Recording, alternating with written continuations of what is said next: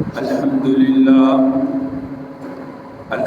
لله وكفى وسلام على عباده الذين اصطفى أما بعد فأعوذ بالله السميع العليم من الشيطان الرجيم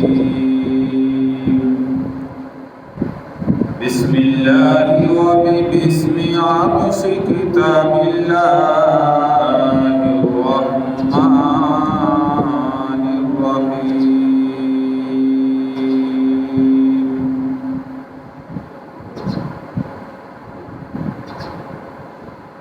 أولئك على هدى من ربهم وأولئك هم المفلحون وقال في موضع آخر ولا تقولوا لمن يقتل في سبيل الله أموات بل أحياء ولكن لا تشعرون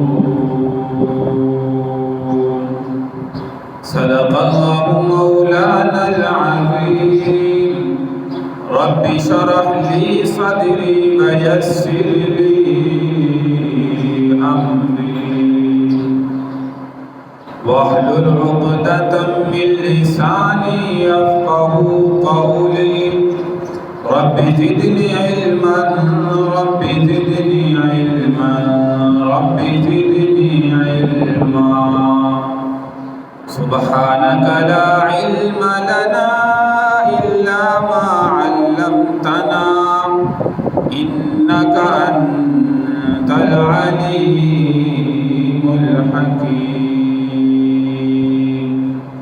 يا رب صل وسلم دائما أبدا على حبيبك خير الخلق كلهم تمام احباب پیارے پیغمبر صلی اللہ علیہ وسلم کی ذات پر و آواز بلند پاک پڑھیں اللهم صل على محمد وعلى آل محمد كما صليت على إبراهيم وعلى آل إبراهيم إنك حميد مجيد اللهم بارك على محمد وعلى آل محمد كما باركت على إبراهيم وعلى آل إبراهيم إنك حميد مجيد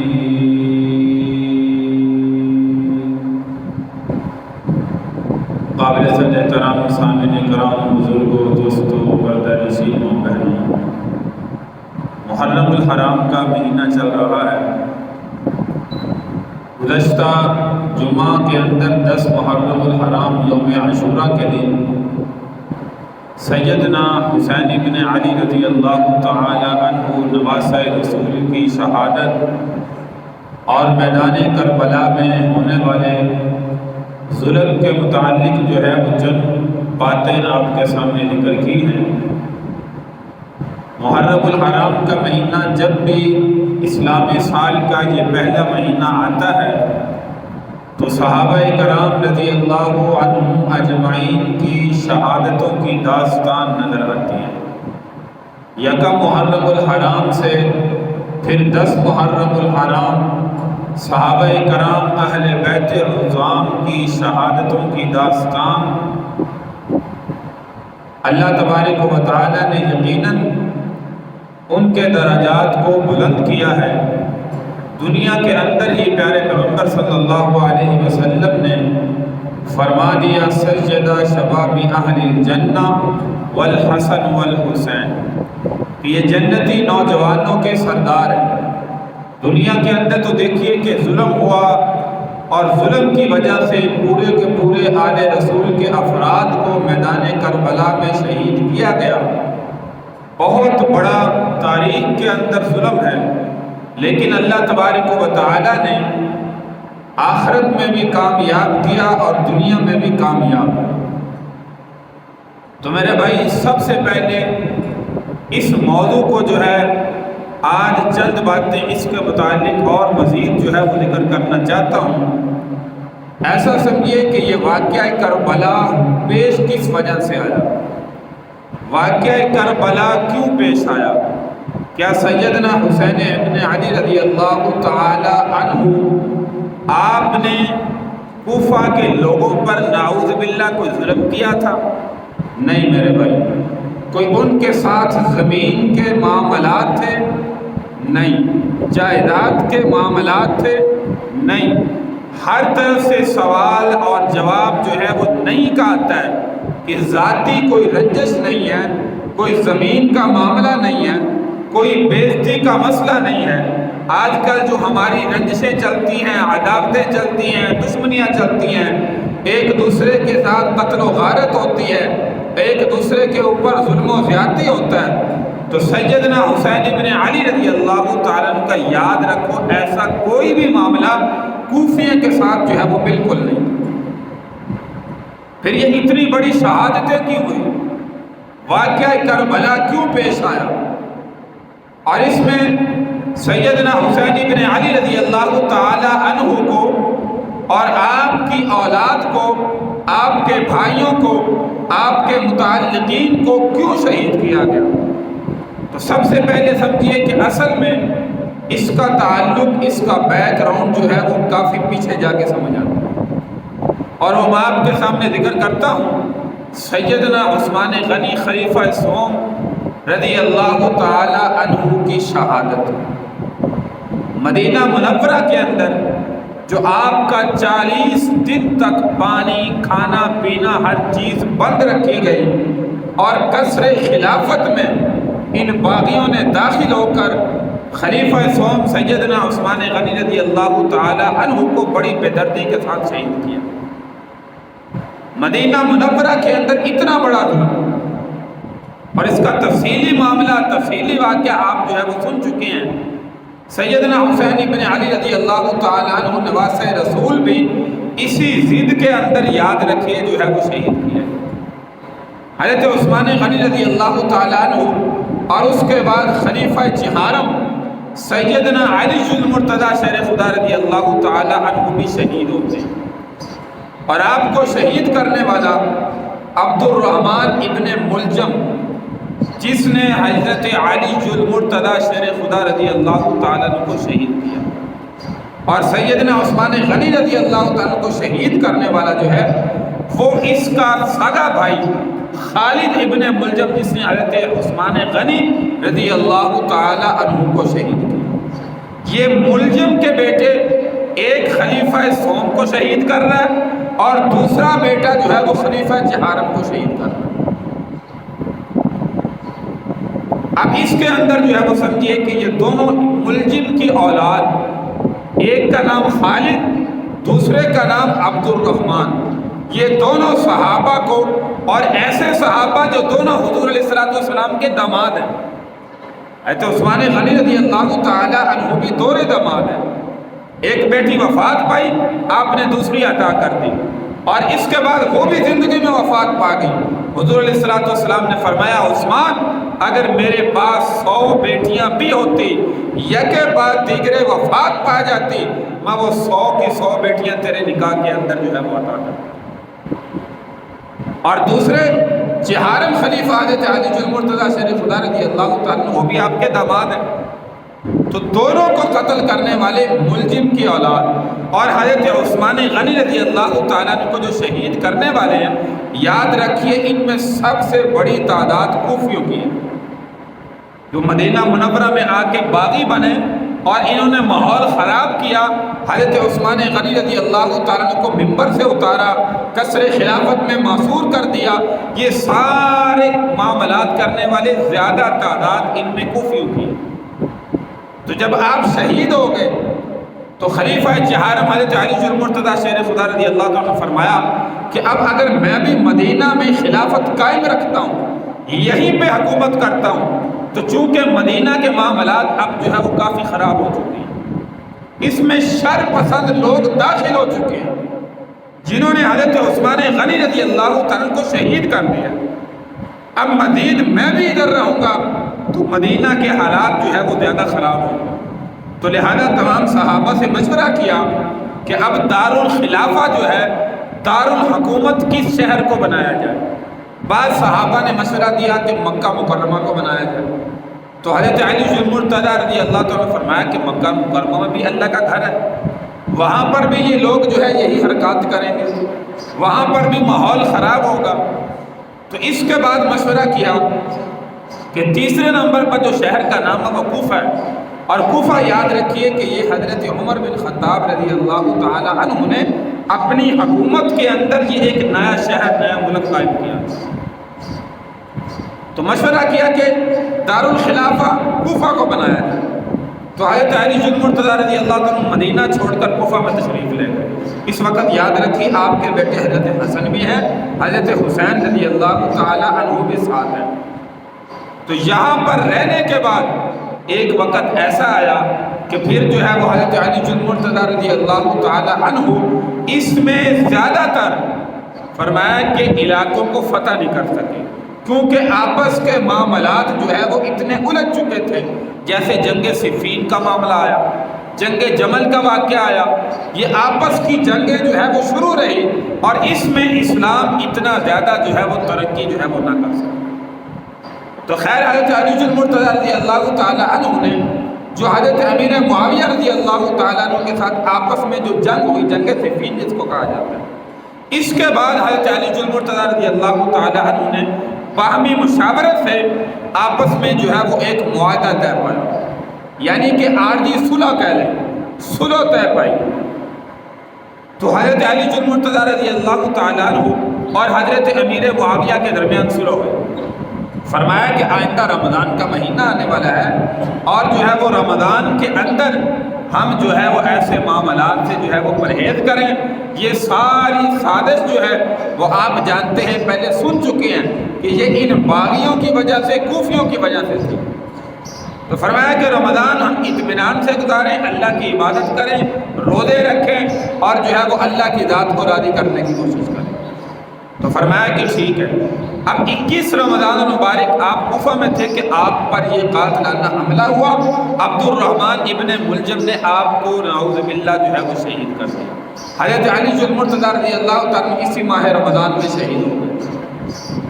اب اس کے بعد جو 6 مہینے تھے، 6 مہینے کی خلافت وہ حضرت حسن رضی اللہ تعالیٰ عنہ کے سپرد ہوئی۔ حضرت حسن رضی اللہ تعالیٰ عنہ خود چل کر حضرت امیر معاویہ رضی اللہ تعالیٰ عنہ کے دروازے پر گئے، اور وہاں پر جا کر جو ہے وہ صلح قائم فرمائی۔ اب یاد رکھیے کہ جب حضرت علی المرتضیٰ رضی اللہ تعالیٰ عنہ دنیا چھوڑ کر گئے ہیں، آپ کی شہادت ہوتی ہے، اس کے 20 سال بعد بھی حضرت امیر معاویہ رضی اللہ تعالیٰ عنہ جو ہے وہ زندہ رہے، حکومت جو ہے وہ چلاتے رہے۔ آپ رضی اللہ تعالیٰ عنہ نے تقریباً جو ہے وہ ایسا سمجھے 45 سال جو ہے وہ حکومت کے اندر گزارے ہیں، 20 سال گورنری کے، اور باقی جو ہے یہ اس وقت جو ہے وہ حکومت جو چل رہی تھی۔ تو حضرت علی المرتضیٰ رضی اللہ تعالیٰ عنہ دنیا سے رخصت ہو گئے۔ حضرت حسن رضی اللہ تعالیٰ عنہ نے جا کر صلح فرمائی، اور یہ صلح ایسی قائم ہوئی کہ 10 سال حضرت حسن رضی اللہ تعالیٰ عنہ زندہ رہے۔ اس کے بعد آپ وفات پا گئے۔ اس کے بعد حضرت حسین رضی اللہ تعالیٰ عنہ 10 سال زندہ رہے، اور حضرت امیر معاویہ رضی اللہ تعالیٰ عنہ اس دنیا سے 61 ہجری میں رخصت ہو گئے۔ تو یاد رکھیے کہ 20 سال کا جو عرصہ گزرا ہے حضرت حسن اور حضرت حسین رضی اللہ تعالیٰ عنہ کا، کوئی کسی قسم کی جو ہے وہ دونوں طرف سے جو ہے وہ آپس میں جنگ نہیں ہوئی، نہ کوئی ایسی بات جاری ہوئی کہ جس میں حضرت امیر معاویہ رضی اللہ تعالیٰ عنہ اور حضرت حسن و حسین کے درمیان جو ہے وہ لڑائی۔ اب اس عرصہ میں یاد رکھیے کہ جب حضرت حسن رضی اللہ تعالیٰ عنہ صلح کر کے فرمایا کہ کوفہ میں واپس آ گئے، دونوں بھائی یہاں پہ جو ہے وہ رہ رہے ہیں، تو کوفہ والوں کو یہ بات برداشت نہ ہوئی کہ حضرت حسن جا کر حضرت امیر معاویہ سے صلح کر کے آ گئے، یہ تو صلح جو ہے وہ ہمیں ہضم نہیں ہو رہی، صلح نہیں کرنی چاہیے تھی۔ تو خیر اسی اثنا میں چند دن جو ہے وہ گزرے، حضرت حسن رضی اللہ تعالی عنہ پر ان کوفیوں نے کوفہ کے اندر جو ہے وہ قاتلانہ حملہ کیا۔ جیسے آپ کے والد گرامی حضرت علی المرتضیٰ شیر خدا رضی اللہ تعالیٰ عنہ کو شہید کیا، اسی طرح پھر حضرت حسن رضی اللہ تعالیٰ عنہ پر حملہ کیا، جس سے آپ کے ران میں کافی زخم ہو گیا، لیکن آپ جو ہے وہ بچ گئے۔ اس کے بعد حضرت حسن رضی اللہ تعالیٰ نے یہاں پہ مشورہ کیا اپنے بھائی حضرت حسین سے، فرمایا ہم یہاں پہ اس کوفہ کو چھوڑ کر اب یہاں سے مدینہ میں جو ہے وہ ہجرت کریں، کیونکہ ان لوگوں کے اندر وفا نہیں ہے۔ انہوں نے پہلے حضرت عثمان غنی رضی اللہ تعالیٰ کو مدینہ میں شہید کیا، اس کے بعد کوفہ میں ہمارے والد گرامی کو شہید کیا، اور اب مجھ پر جو ہے وہ قاتلانہ حملہ کیا۔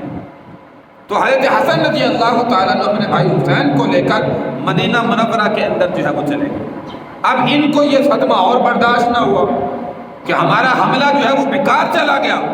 پہلے تو ہمارے 2 حملے جو ہے وہ کارآمد ہوئے، حضرت عثمان کو بھی ہم نے شہید کر دیا، حضرت علی المرتضیٰ کو بھی شہید کر دیا، اب حضرت حسین رضی اللہ تعالی عنہ اور حضرت حسن دونوں بھائی کوفہ کو چھوڑ کر جو ہے وہ واپس مدینہ میں چلے گئے، اب ہم کیا کریں گے؟ تو یہ ان کو بہت بڑا دکھ تھا کہ ایک تو حضرت حسن نے حضرت امیر معاویہ سے صلح کیوں کی، اور دوسرا ہمارا حملہ جو ہے وہ حضرت حسن پر بیکار چلا گیا۔ تو خیر جب آپ مدینہ میں شفٹ ہو گئے تو یہاں پہ کافی عرصہ جو ہے وہ زندگی گزارنے کے بعد حضرت حسن رضی اللہ تعالی عنہ بھی دنیا سے رخصت ہو گئے۔ اب حضرت حسین رضی اللہ تعالی عنہ 10 سال مدینہ منورہ کے اندر جو ہے وہ گزارتے ہیں۔ 10 سال کے بعد سن 60-61 ہجری میں حضرت امیر معاویہ رضی اللہ تعالی عنہ وفات پا جاتے ہیں۔ آپ کے وفات پا جانے کے بعد دمشق کے اندر جو حکومت سنبھالتا ہے وہ حضرت امیر معاویہ رضی اللہ تعالی عنہ کا بیٹا جو ہے وہ یزید تخت پہ بیٹھ جاتا ہے۔ تو اب یزید جب تخت پہ بیٹھا، مدینہ منورہ کے اندر یاد رکھیے کہ یہ 4 قوائد صحابہ موجود تھے، جن میں 3 عبداللہ کے نام سے ہیں اور ایک حضرت حسین رضی اللہ تعالیٰ۔ عبداللہ بن عباس حضور علیہ السلام کے چچا کے بیٹے، اور اسی طرح حضرت عبداللہ بن عمر حضرت عمر بن خطاب رضی اللہ تعالی عنہ کے بیٹے، اور تیسرے نمبر پر حضرت عبداللہ بن زبیر، اور چوتھے نمبر پر حضرت حسین بن علی رضی اللہ تعالی عنہ۔ یہ 4 قبائل صحابہ جو ہے وہ مدینہ کے اندر اس وقت موجود۔ حضرت امیر معاویہ رضی اللہ تعالی دنیا سے رخصت ہو گئے، تخت پر یزید دمشق کے اندر بیٹھ گیا۔ اب یزید نے تمام طرف پیغام بھیجا کہ میری آ کر یہاں پر بیعت کرو، جن میں مدینہ کے اندر بھی پیغام بھیجا۔ مدینہ سے حضرت حسین رضی اللہ تعالیٰ اور یہ 3 قبائل صحابہ مکہ کے اندر پہنچے، وہاں پر جا کر جو ہے وہ آپس میں مشورہ کیا۔ یہ تقریباً 5 مہینے تک مشورہ کرتے رہے کہ اب ہمیں جو ہے وہ کیا کرنا چاہیے۔ یزید کے ہاتھ پر بیعت کرنا تو ناممکن ہے۔ اب یہ مشورہ کر رہے تھے کہ اس کو قصر خلافت سے کرسی سے حکومت سے بادشاہت سے کیسے ہٹایا جائے، اگر یہ بیٹھ گیا یہ تو بہت بڑا ظالم ہے۔ تو خیر یہ 5 مہینے مشورہ رہا۔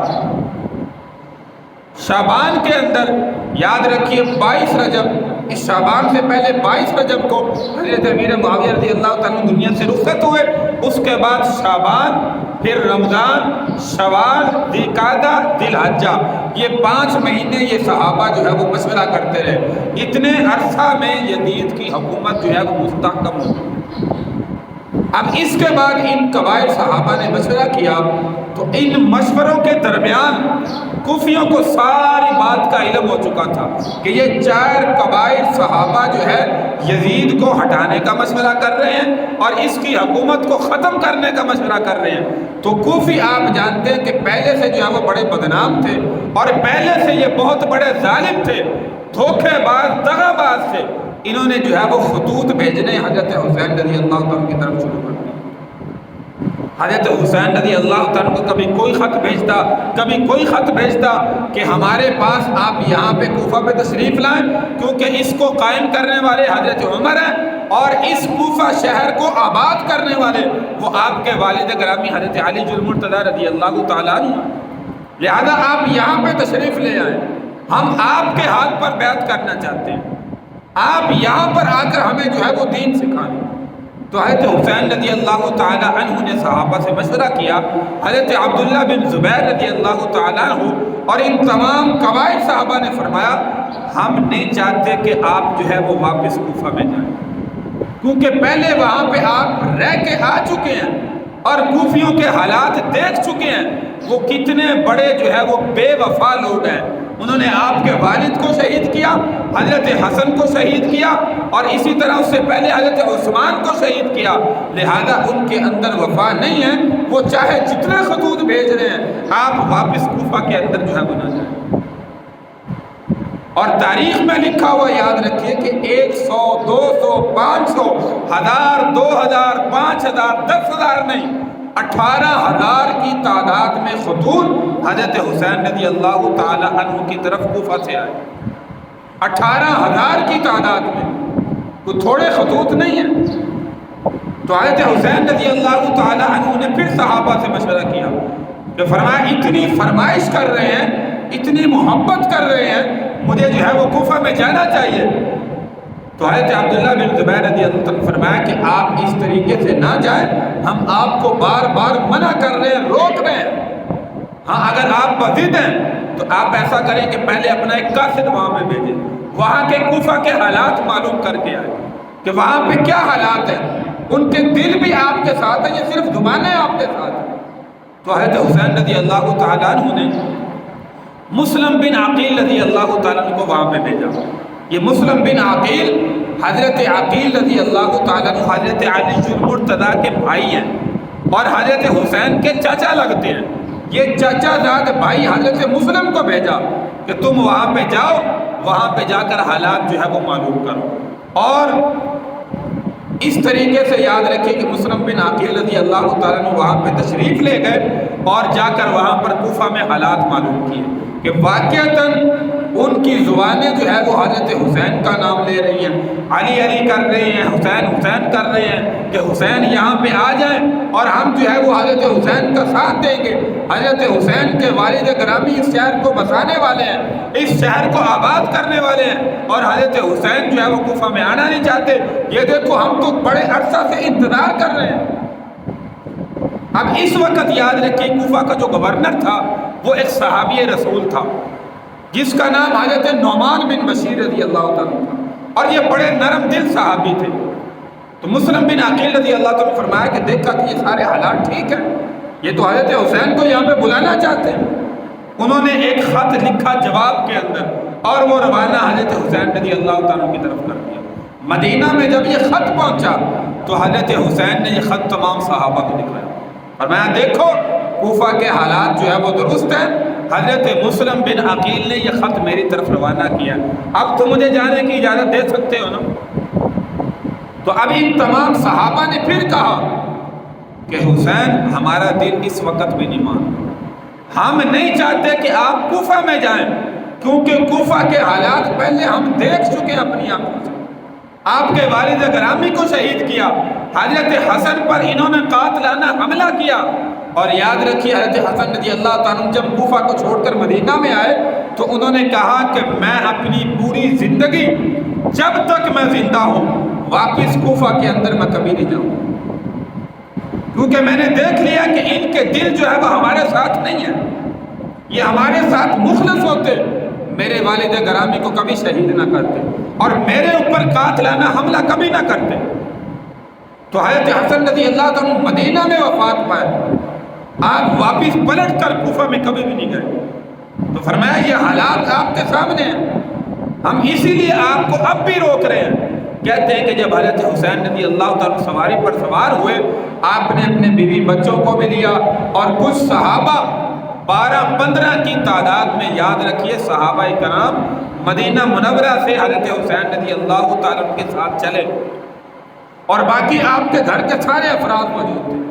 تو حضرت عبداللہ بن زبیر سواری کی لگام کو پکڑ کر بھی کہہ رہے ہیں حضرت حسین رضی اللہ تعالیٰ کو، حسین میرے بھتیجے وہاں پہ نہ جائیے، میں آپ کو منع کر رہا ہوں، مجھے معلوم ہے ان کی زبانیں تو آپ کا ساتھ دے رہی ہیں لیکن ان کے دل آپ کے ساتھ جو ہے وہ کبھی نہیں۔ تو حضرت حسین رضی اللہ عنہ نے فرمایا کہ نہیں، حضرت مسلم بن عقیل کا واپس یہ خط آ چکا ہے، میں ایک مرتبہ جاؤں گا وہاں پہ ان کو دین سکھاؤں گا، اس کے بعد جو ہے وہ حالات آپ کی طرف جو ہے وہ روانہ کروں۔ تو خیر حضرت حسین رضی اللہ تعالی عنہ نے یہاں سے جو ہے وہ سفر شروع کیا، اور یاد رکھیے یہ مکہ سے میدان کربلا کا جو سفر بنتا ہے یہ تقریباً 180 کلومیٹر جو ہے وہ بنتا ہے، اور اس طرف جو ہے وہ دمشق کا سفر وہ 1300 کلومیٹر جو ہے وہ بنتا ہے۔ اب جو دیکھیے کہ کتنا لمبا سفر میدان کربلا کا اور کوفہ کا، اور کتنا سفر جو ہے وہ دوسری طرف جو ہے وہ دمشق کے اندر ہے جہاں پہ یزید حکومت کے اندر بیٹھا ہے۔ یہاں پہ کچھ یزیدی لوگ کہتے ہیں نعوذ باللہ کہ حضرت حسین رضی اللہ تعالیٰ عنہ مدینہ سے جنگ کرنے کے لیے نکلے تھے۔ نعوذ باللہ اگر جنگ کرنے نکلتے تو سارے کے سارے صحابہ کو ساتھ لے کر چلتے، اپنے گھر والوں کو، معصوم بچوں کو، اپنی بیویوں کو، اپنی عورتوں کو یہ ساتھ لے کر جو ہے وہ کبھی نہ چلتے۔ یہ تو کوفہ کی فرمائش پر جا رہے تھے کہ میں وہاں پر قیام کرنے کے لیے جا رہا ہوں، اور کچھ لوگ یہاں پہ معتذرین کہتے ہیں کہ میدان کربلا میں اتنی بڑی شہادتیں ہوئی، اس وقت صحابہ کہاں تھے؟ نعوذ باللہ صحابہ کی تعداد کہاں تھی؟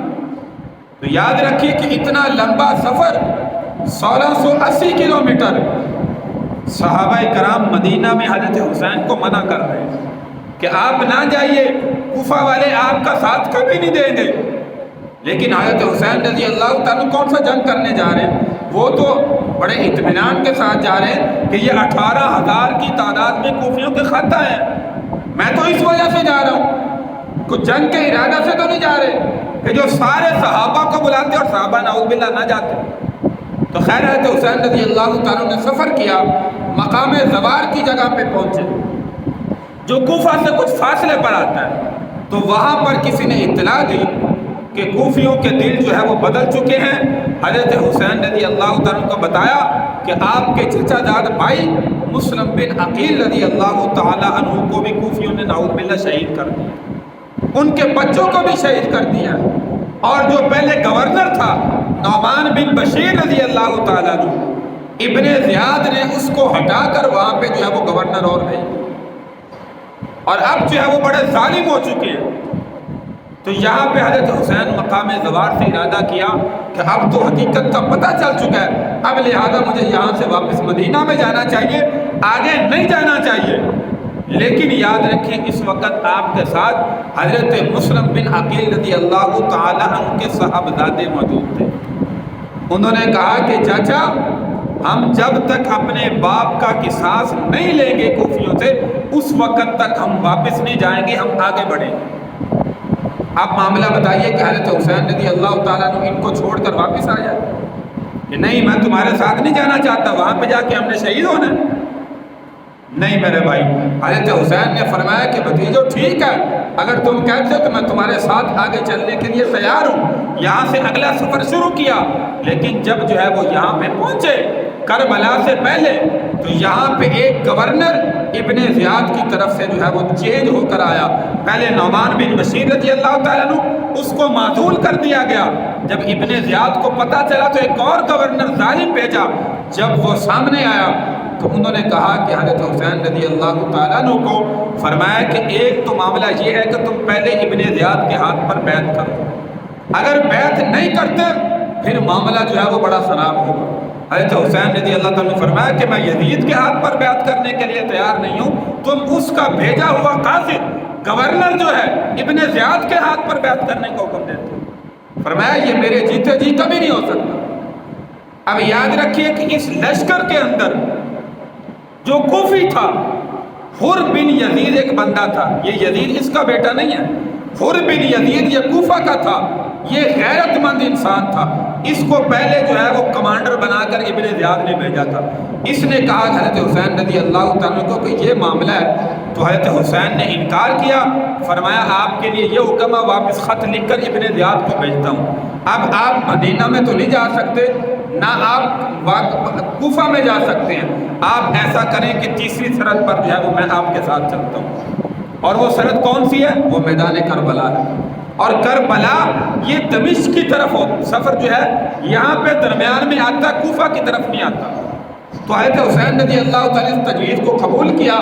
یہاں سے یہ لشکر کے ساتھ جو ہے وہ کربلا کے اندر پہنچے کہ 2-3 دن تک ابن زیاد کا جواب آئے گا، اس کے بعد جو کرنا ہے پھر ہم آگے دیکھیں. تو اب ابن زیاد کا 2-3 دن کے بعد جواب کیا آیا؟ اس نے اپنی فوج اور بھیجی اور ساتھ ایک ظالم کو بھیجا کمانڈر بنا کر کہ پہلے 2 کمانڈر میں نے بھیجے ہیں، وہ ابھی تک جو ہے وہ حضرت حسین کے ساتھ نرم لہجے میں بات کر رہے ہیں، لہذا تم جاؤ اور سختی سے بات کرو. اس کا نام جو ہے وہ ظالم شمر تھا. اور شمر یاد رکھیے یہ کس قبیلے کا تھا؟ اس قبیلے کی ایک خاتون حضرت علی المرتضیٰ رضی اللہ تعالیٰ عنہ کی بیوی تھی، اور اس بیوی سے 3 بیٹے تھے جن کا نام حضرت علی المرتضیٰ رضی اللہ تعالیٰ عنہ رکھا ابو بکر، عمر، عثمان. یہ تینوں بیٹے حضرت حسین رضی اللہ تعالیٰ کے ساتھ میدان کربلا میں موجود تھے. تو شمر جو ہے وہ ابن زیاد کے پاس خط لکھا کہ اس لشکر میں 3 بندے میری قوم کے ہیں، یعنی میں جس قوم کا ہوں اس قوم کی بیٹی کے 3 بچے ہیں جن کا نام ابو بکر، عمر، عثمان تھا. فرمایا ان کو امان دے دو، باقی کے ساتھ معاملہ میں خود طے کر. ابن زیاد نے واپس جواب لکھا کہ ٹھیک ہے. تو اس نے کہا کہ تمہیں جو ہے وہ اجازت ہے، تم ہماری طرف آ جاؤ، واپس مدینہ میں چلے جاؤ، جیسے تمہاری مرضی ہے ویسے کرو، لیکن حضرت حسین کو میں کہیں بھی نہیں جانے دوں. تو ان تینوں نے، یہ تھے تو باپ کی طرف سے حضرت حسین کے بھائی حضرت علی المرتضیٰ شیر خدا رضی اللہ عنہ کے بیٹے تھے، حضرت فاطمہ سے نہیں تھے، یہ اور جو ہے وہ بیوی تھے. تو انہوں نے وہ خط شمر کے منہ پر دے مارا اور کہا ظالم یہ جان تو جا سکتی ہے لیکن حضرت حسین سے ہم دغا کبھی نہیں کرتے. اور یاد رکھیے میدان کربلا میں اپنے بھائی حسین سے پہلے یہ تینوں بھائی جو ہے وہ شہید ہوئے. جو میں نے گزشتہ بھی کہا حضرت علی المرتضیٰ کے 9 بیٹے میدان کربلا میں شہید ہوئے، جن میں حضرت ابو بکر، عمر، عثمان کا نام بھی آیا. تو فرمایا ہم شہید تو ہو سکتے ہیں لیکن اپنے بھائی حسین سے کبھی جو ہے وہ تمہاری طرح دغا نہیں کر سکتے. تو یہ تینوں بھائی حضرت حسین سے پہلے میدان کربلا میں شہید ہوئے، اپنی جان واقعتاً دے دی. آج ہماری زبانوں پر میرے بھائی اللہ کے نبی کی محبت کے دعوے تو بڑے ہیں لیکن حقیقت میں ہمارے دل میں اتنی محبت نہیں ہوتی. زبان پر دین کی جو ہے وہ بڑے دعوے کریں گے لیکن دل کے اندر کچھ اور ہوگا. تو خیر یہ معاملہ میدان کربلا میں چلتا رہا. حضرت حسین رضی اللہ تعالیٰ عنہ بھی شہید ہوئے. تمام 72 شہداء میدان کربلا میں اس وجہ سے ہوئے کہ میدان کربلا کے اندر جو کوفیوں کے دلوں میں پہلے سے بغض تھا. ایک حضرت حسن رضی اللہ تعالیٰ عنہ نے، جو میں نے شروع میں کہا حضرت امیر معاویہ سے جو ہے وہ صلح کیوں کی، اور دوسرا حضرت حسن ہمارے حملے سے بچ کیسے گئے، اور تیسرا یہ واپس مدینہ کے اندر جو ہے وہ کیوں چلے گئے. اس کا بدلہ لینے کے لیے یہ سارا میدان کربلا بھی جو ہے وہ نعوذ باللہ سے، اور اس میں صحابہ کی جو ہے وہ شہادتیں ہوئی. صحابہ میدان کربلا میں کیوں نہیں پہنچے؟ بعض ملحدین یہ اعتراض کرتے ہیں، میں نے آپ کے سامنے اس کا جواب بھی دیا. اس وجہ سے نہیں پہنچے کہ صحابہ کرام 12-15 کی تعداد میں میدان کربلا کا نقشہ پڑھیں، اس میں یہ صحابہ کی تعداد بھی موجود ہے جو ساتھ سیفٹی کے لیے آئے تھے، محافظ بن کے آئے تھے. باقی اگر پتہ ہوتا کہ جنگ کرنے کے لیے یزید سے جا رہے ہیں تو خدا کی قسم مدینہ میں ایک صحابی بھی نہ رکا. لیکن چونکہ کسی کو یہ علم نہیں تھا کہ حضرت حسین جو ہے وہ جنگ کی غرض سے، وہ تو اپنی سلو کی وجہ سے جا رہے تھے. اور یاد رکھیں ان کوفیوں نے جب حضرت حسین رضی اللہ تعالیٰ کو شہید کر دیا، 72 شہید میدان کربلا میں ہو گئے. بعد کے اندر انہوں نے کیا کام کیا، جو میدان کربلا میں خیمے لگے ہوئے تھے، خیمے کپڑوں کے، ان خیموں کو بھی آگ لگا دی. یہ کیوں لگائی؟ تاکہ جو 18,000 کی تعداد میں خطوط ہیں وہ بھی سارے جل کر راکھ ہو جائیں. اگر یزید کو پتہ چل گیا تو پھر ہماری کوفیوں کی بھی خیر نہیں کہ حضرت حسین کو تو 18,000 کی تعداد میں خطوط بیچ کر تم نے کوفہ میں منگوایا تھا، اور یہ معاملہ یزید کو بھی پتہ نہیں تھا. اس اپنے گناہ کو چھپانے کے لیے خیموں کو نعوذ باللہ انہوں نے آگ لگائی. تو میرے بھائی یہ میدان کربلا اس وجہ سے ہوا، اس وجہ سے صحابہ کی اہل بیت کی شہادتیں ہوئی. اور یاد رکھیے ایک ہے نبی کا گھرانہ اور ایک ہے نبی کا یارانہ. نبی کے یار صحابہ ہیں، نبی کے گھر والے اہل بیت والے ہیں. خدا کی قسم ان کی شروع سے محبت ہے. اللہ کے نبی کے دور سے بھی، اللہ کے نبی کے رخصت ہو جانے کے بعد بھی۔ اس لیے نہ ان کوفیوں نے یارانے کو چھوڑا، نہ گھرانے کو چھوڑا۔ حضرت عثمان رضی اللہ تعالی عنہ سے لے کر حضرت حسین رضی اللہ تعالی عنہ تک سب کو جو ہے وہ نعوذ باللہ جو ہے وہ شہید کیا۔ تو اللہ تبارک و تعالی سے میرے بھائی دعا ہے، اللہ ہمیں صحابہ کے نقش قدم پر چلنے کی توفیق عطا فرمائے۔ صحابہ کے اعمال و افعال اللہ ہم مسلمانوں کو حقیقی طور پر دل کے اندر بھی اپنانے کی توفیق عطا فرمائے، صرف زبانی دعوے نہیں بلکہ دلوں سے اللہ تبارک و تعالی اپنے نبی کی محبت کو، اپنے نبی کی صحابہ کی محبت کو اجاگر کرنے کی اور ہمیں حقیقی محبت اللہ ہمارے دلوں میں پیدا فرمائے۔ وآخر دعوانا ان الحمد للہ رب العالمین۔